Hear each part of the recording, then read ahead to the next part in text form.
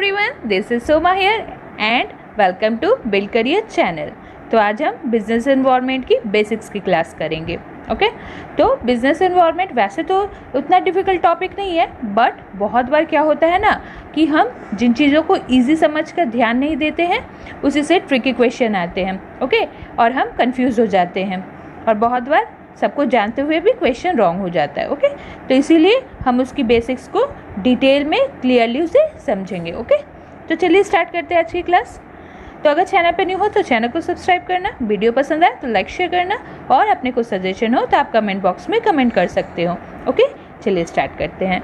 तो business environment कैसे बना है? Business plus environment. ओके मतलब दो वर्ड है इसका, बिजनेस और एनवायरनमेंट। तो बिजनेस क्या है? बिजनेस एक इकोनॉमिक एक्टिविटी है जिसमें कि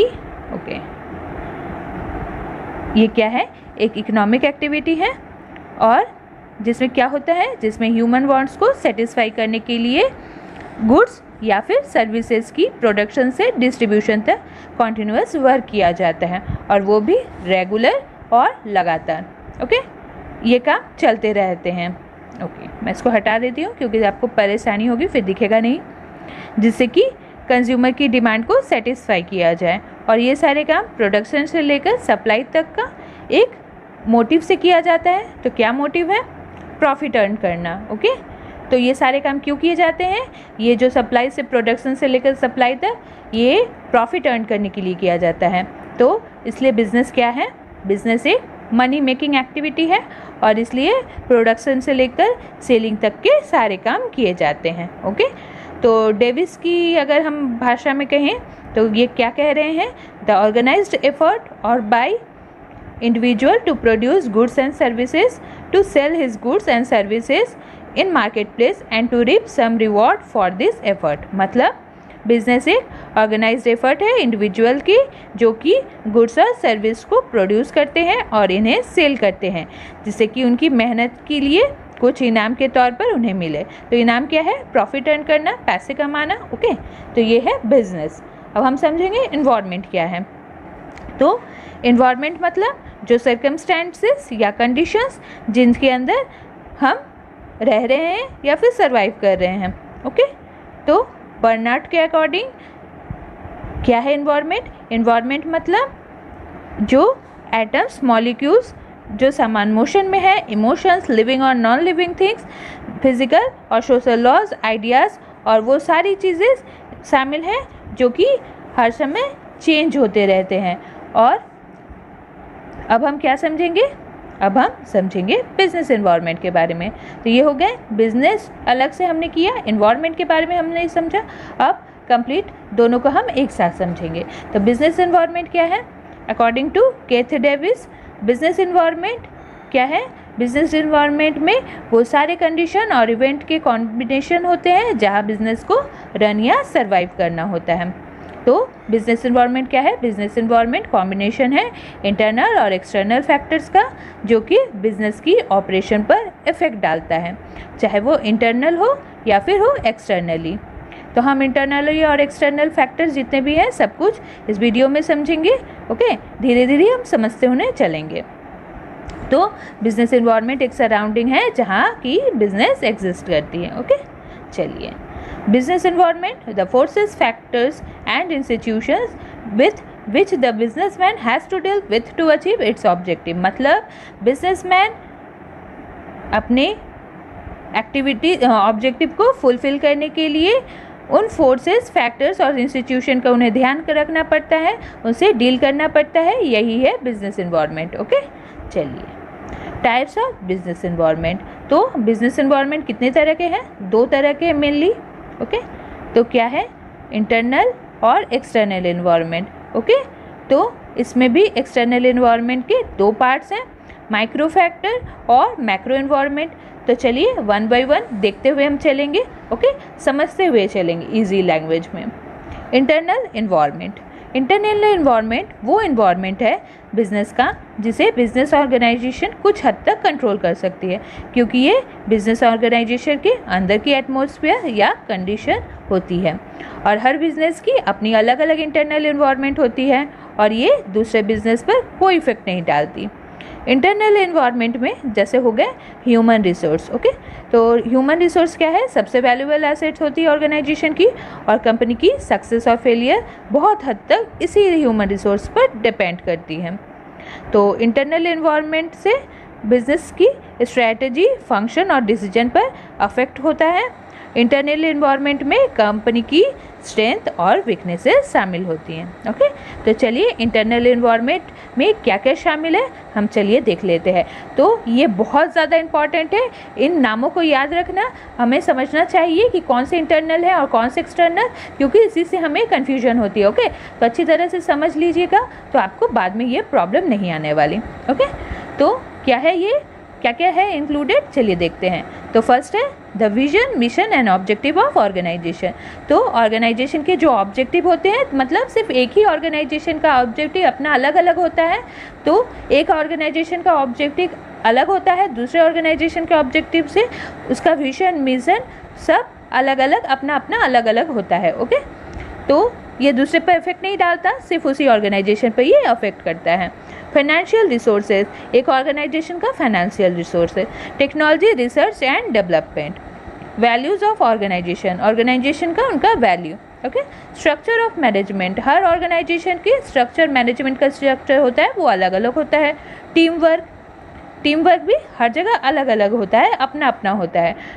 coordination and efficiency level of employees organisation के लिए बहुत इंपॉर्टेंट है, और हर ऑर्गेनाइजेशन का अपना एक अलग अलग एम्प्लॉयज़ का स्ट्रक्चर होता है। एम्प्लॉयज़ की सैलरी और उनकी मॉनिटरिंग कॉस्ट। ह्यूमन रिसोर्स में ही आ गए एम्प्लॉयज़। और prospects of business development, business strategies and policies, हर बिजनेस की अलग अलग स्ट्रैटेजी और पॉलिसीज़ होती हैं। डिज़ाइन ऑफ ऑर्गेनाइजेशन, हर ऑर्गेनाइजेशन की अपनी अलग अलग डिज़ाइन होती है। Management information system, business and managerial policy, labour management का रिलेशनशिप, वर्क की इन्वायरमेंट, हर बिजनेस ऑर्गेनाइजेशन की अलग अलग अपनी वर्क इन्वायरमेंट होती है। और क्या है? Business ethics and moral standard. तो ये सारे क्या हैं? ये इंटरनल एनवायरनमेंट के पार्ट हैं। ओके, तो याद रखिएगा इनको, एक बार अच्छी तरह से देख लीजिएगा।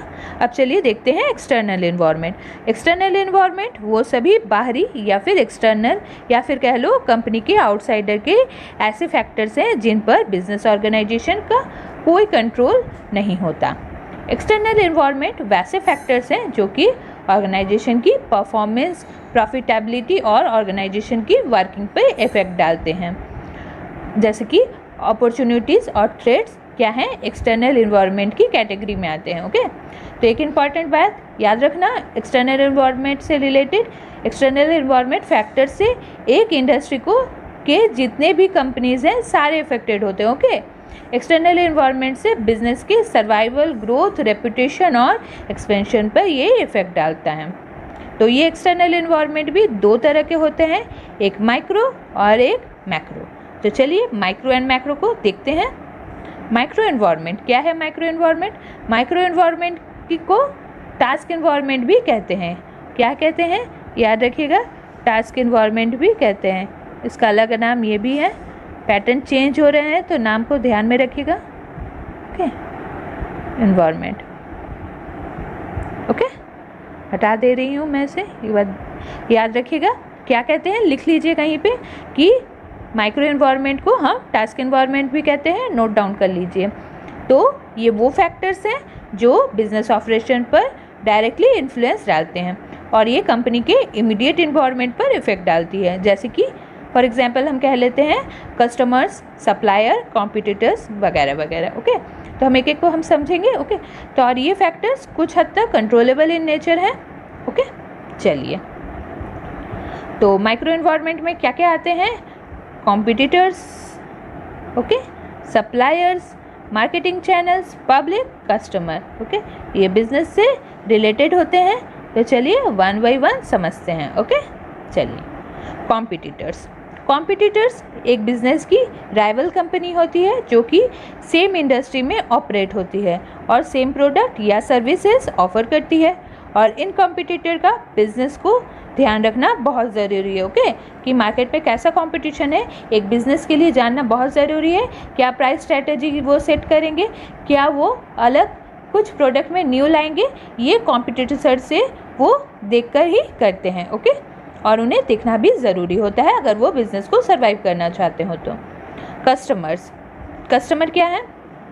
कस्टमर मतलब कस्टमर वो टारगेट ऑडियंस होती है जो कि एक प्रोडक्ट और सर्विस को अवेल करती है या फिर खरीदती है।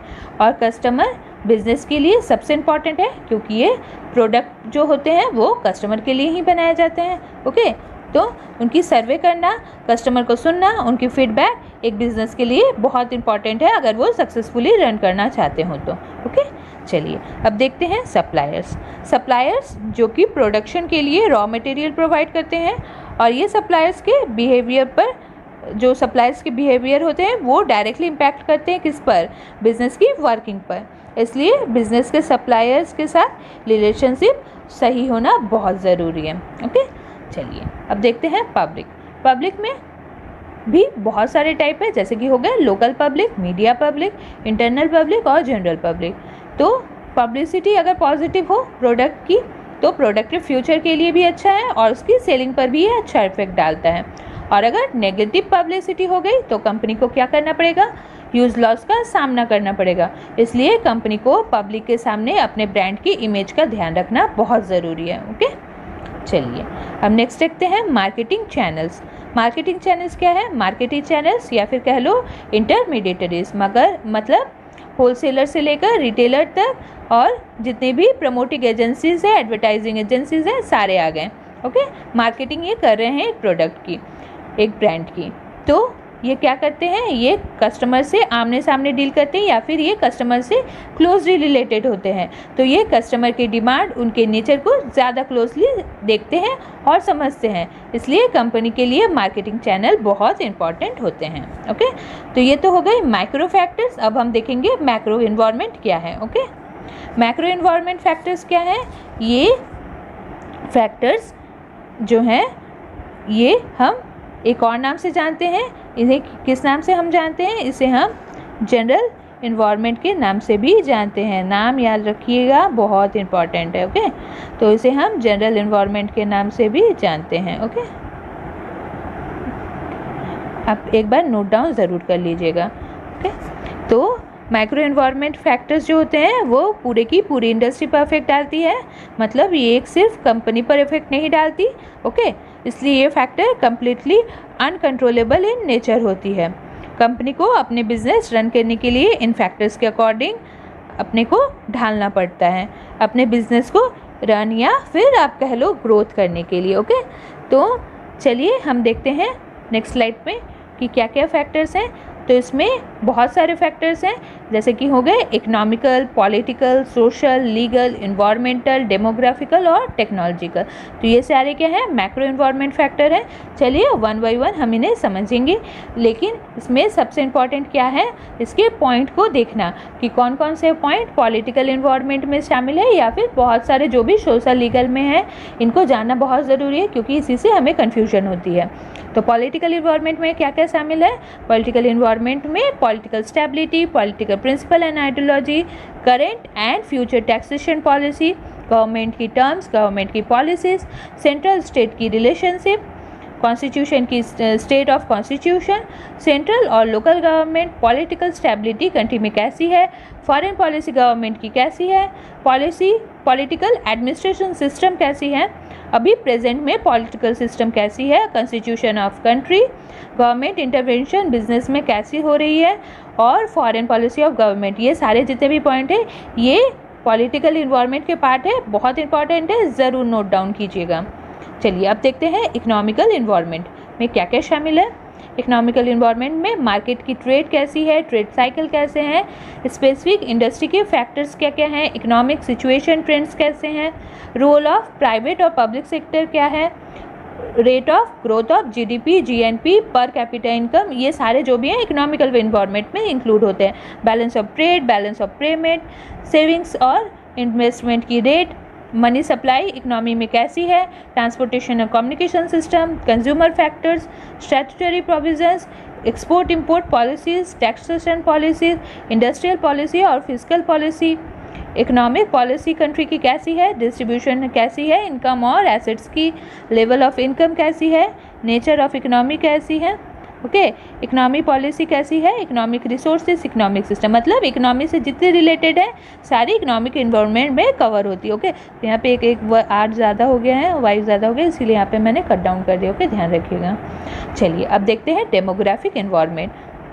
तो डेमोग्राफिक इन्वायरमेंट सोशल इन्वायरमेंट की ही एक पार्ट है, बट इसे अलग से हमें देखना भी बहुत ज़रूरी है क्योंकि क्वेश्चन इससे बहुत बार बन चुके हैं। चलिए डेमोग्राफिक इन्वायरमेंट क्या है, इसमें क्या क्या शामिल होते हैं, rate of growth, marital status, distribution of population, caste, language, religion, classification of man and women according to age group, education level, ये सारे हो गए डेमोग्राफिक इन्वायरमेंट। अब इन्वायरमेंटल या फिर फिजिकल इन्वायरमेंट में क्या क्या शामिल है, तो इन्वायरमेंटल फैक्टर्स जैसे कि land, minerals, oils, water, cool, मतलब जितने इन्वायरमेंट से रिलेटेड है सारे इन्वायरमेंटल फैक्टर्स में आ गए, इन्वायरमेंट में आ गए। Raw material, rain, flood, environmental कोई हैजार्ड्स हुआ, कोई महामारी इस टाइप की जो भी पैंडेमिक आ गई वो इन्वायरमेंटल फैक्टर में आ जाएंगे। Ecological, environmental issues, energy consumption, waste disposal, तो ये फिजिकल इन्वायरमेंट में शामिल है। क्या क्या है, रेलवे, एयरवेज, जो कम्युनिकेशन नेटवर्क्स है, ये सारे पब्लिक यूटिलिटी सर्विस ये फिजिकल में आ गए। Water supply department, waste disposal, ये सारे क्या हैं, ये फिजिकल इन्वायरमेंट के पार्ट हैं, ओके। चलिए अब देखेंगे सोशल इन्वायरमेंट में क्या क्या शामिल है।